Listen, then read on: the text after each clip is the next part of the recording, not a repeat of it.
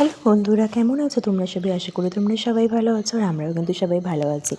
দেখো, গাছে কতগুলো বেলফুলের কুড়ি এসছে, তাই না? আর বেলফুল তো রাতের বেলায় ফোটে, তাই দিনের বেলায় কিন্তু ফোটেনি। আর সাদা গোলাপগুলোও কিন্তু বেশ ভালো লাগছে, লাল গোলাপও হয়েছে, কিন্তু এখনও কিন্তু শুধু কুড়ির পর্যায়েই আছে, এখনও কিন্তু ফুল হয়নি।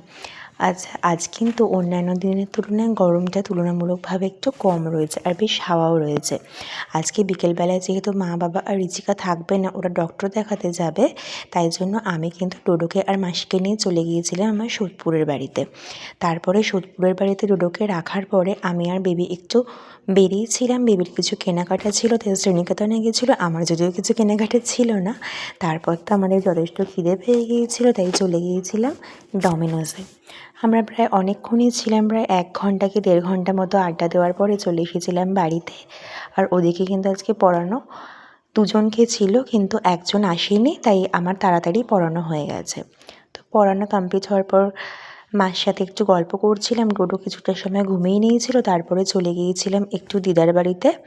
দাদুর কিন্তু গতকালকে দাঁত তোলা হয়েছে, তা দাদুকে কিন্তু দেখতে গেছিলাম। শুনলাম একসাথে নাকি 4টে দাঁত তুলেছে, মুখটাও কিন্তু বেশ অনেকটাই ফুলেছে। আর বাবা ওদিকে বলে দিয়েছে যে যাতে বেশি রাত না করি, কারণ বাবা তাড়াতাড়ি শুয়ে পড়বে।